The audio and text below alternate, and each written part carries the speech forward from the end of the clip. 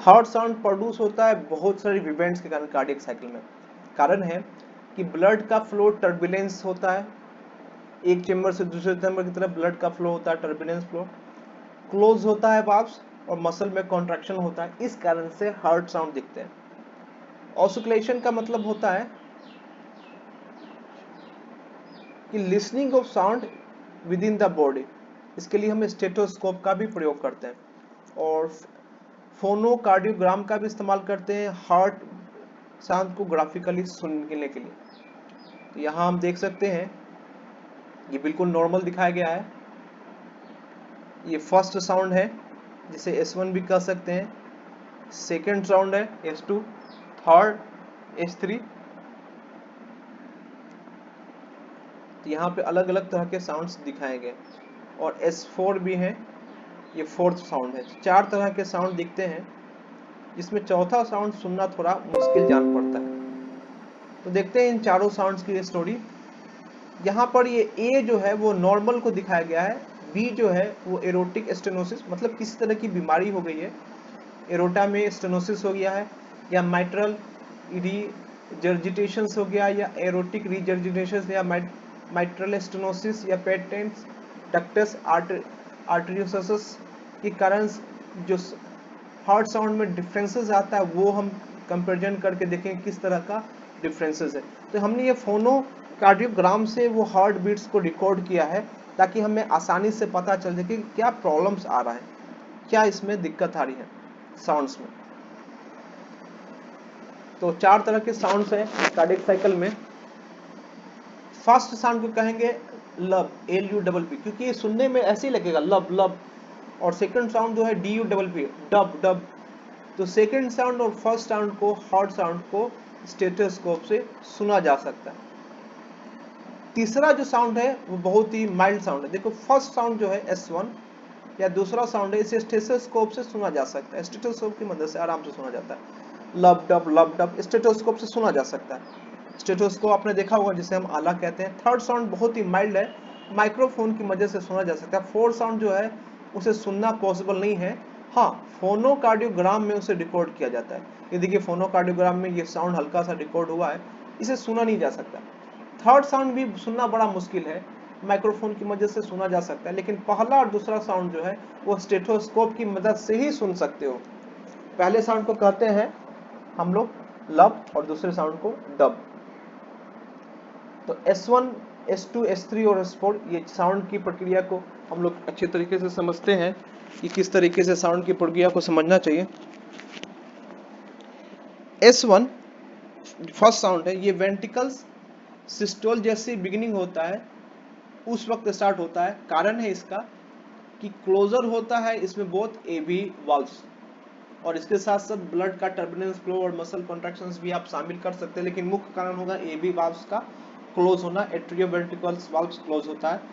ये ventricle systole जब start होता है उस कारण से ये लॉन्गर है, लाउडर है और ये लब साउंड की तरह सुनाई देता है, इसे S1 साउंड कहते हैं और सुनाई पे कहते हैं लब, LUBB लब। S2 साउंड जो है उसका यदि साउंड यदि सुना जाए तो डब डब जैसा वर्ड की आवाज आती है, यहाँ पे डब डब जैसे वर्ड्स की आवाज आएगी, डब डब डब डब ऐसा आवाज आएगी। ये बिगिनिंग होता है डायस्टोल जब स्टार्ट होता है उस वक्त, और इसका कारण है कि सेमिलुनर वाल्व्स जो होता है वो क्लोज होता है दोनों एक साथ, इसके साथ साथ ब्लड टर्बुलेंस फ्लो भी इसमें शामिल है। थर्ड साउंड जो होता है वो रैपिड वेंट्रिकल फीलिंग के कारण दिखेगा, वेंट्रिकल्स काफी तेजी से फीलिंग होता है, तो ब्लड का टर्बुलेंस फ्लो होता है वेंट्रिकल्स में, उस कारण से तीसरी साउंड दिखाई देगा, इसे माइक्रोफोन से सुना जा सकता है। चौथा एट्रियल सिस्टोल के कारण दिखेगा, इसमें ब्लड में मसल में कॉन्ट्रैक्शन और ब्लड टर्बुलेंस के कारण ये मुख्य रूप से दिखेगा। ये इनऑडिबल है, जिसे सुना नहीं जा सकता, सिर्फ फोनोग्राफ कार्डियोग्राम से ही रिकॉर्ड किया जा सकता है। हार्ट मर्मर, जब हम देखेंगे कि हार्ट में एबनॉर्मल साउंड प्रोड्यूस हो रहा है बिटवीन आफ्टर या बिफोर नॉर्मल हार्ट साउंड के,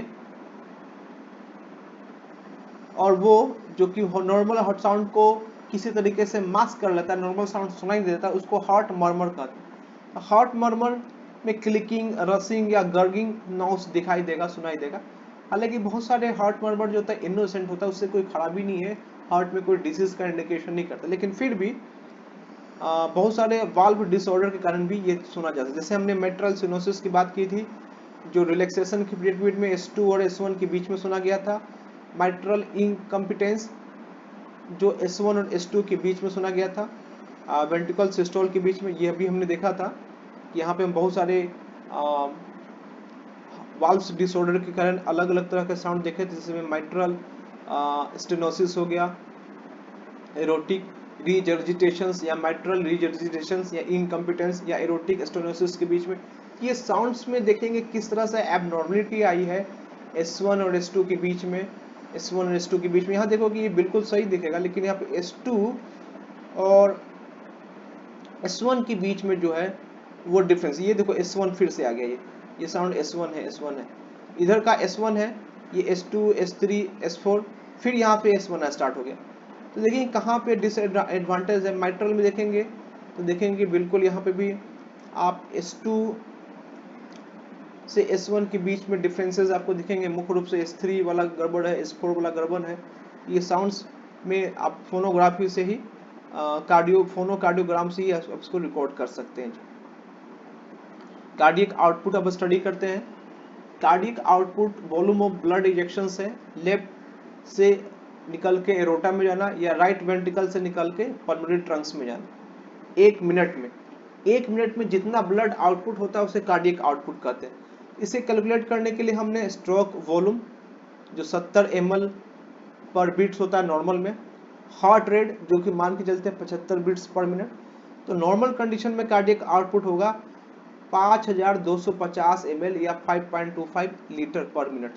ये कार्डियक आउटपुट है नॉर्मल। लेकिन हम थोड़ा सा एक्सरसाइज करते हैं ड्यूरिंग माइल्ड एक्सरसाइज, तो कार्डियक आउटपुट थोड़ा बढ़ जाएगा। देखेंगे कि SV जो है स्ट्रोक वॉल्यूम, ये 100 ml हो जाता है 1 बीट में, और हार्ट बीट जो है थोड़ा सा एक्सरसाइज करने पे ये 100 बीट्स पर मिनट तक चला जाता है। दोनों को कैलकुलेट करेंगे तो 10 लीटर आता है 1 मिनट में कार्डियक आउटपुट, मतलब 1 मिनट में वो 10 लीटर तक कार्डियक आउटपुट होता है। इंटेंस एक्सरसाइज करेंगे काफी तेजी से तो 130 ml पर बीट ये स्ट्रोक वॉल्यूम रीच हो जाता है, और हमारा हार्ट रेट जो है 150 बीट्स पर मिनट, मतलब हमारा हृदय जो है 150 बीट तक धड़कता है। यदि बहुत तेजी से एक्सरसाइज करें तो 19.5 लीटर पर मिनट दिखेगा आपको कार्डियक आउटपुट। तो कार्डियक आउटपुट जो है वो स्ट्रोक वॉल्यूम और हार्ट रेट पर ही डिपेंड्स करता है कि स्ट्रोक वॉल्यूम क्या है और हार्ट रेट क्या है, इन दोनों पर ही डिपेंड्स करते हैं। ध्यान देने वाली बात ये है कि हम यदि बात करें कि नॉर्मल कंडीशन में कार्डियक आउटपुट है 5.25 लीटर, जो कि ब्लड वॉल्यूम के बराबर होता है। ब्लड वॉल्यूम मतलब टोटल ब्लड वॉल्यूम कितना होता है, लगभग 5 लीटर होता है हमारे बॉडी में। तो 1 मिनट में आपका जो शरीर है लगभग उतना अमाउंट जो है ब्लड को आउटपुट कर देता है आपके हार्ट के थ्रू। 1 मिनट में पूरा ब्लड को ये कार्डियक आउटपुट हो जाता है, ये नॉर्मल कंडीशंस में। अब बात करेंगे हम लोग रेगुलेशन ऑफ स्ट्रोक वॉल्यूम, जिसमें हम बात करेंगे पहले कि स्ट्रोक वॉल्यूम में कौन कौन से फैक्टर्स हैं जो स्ट्रोक वॉल्यूम को अफेक्ट करते हैं। इसमें पहला आएगा pre load, contractility, after load.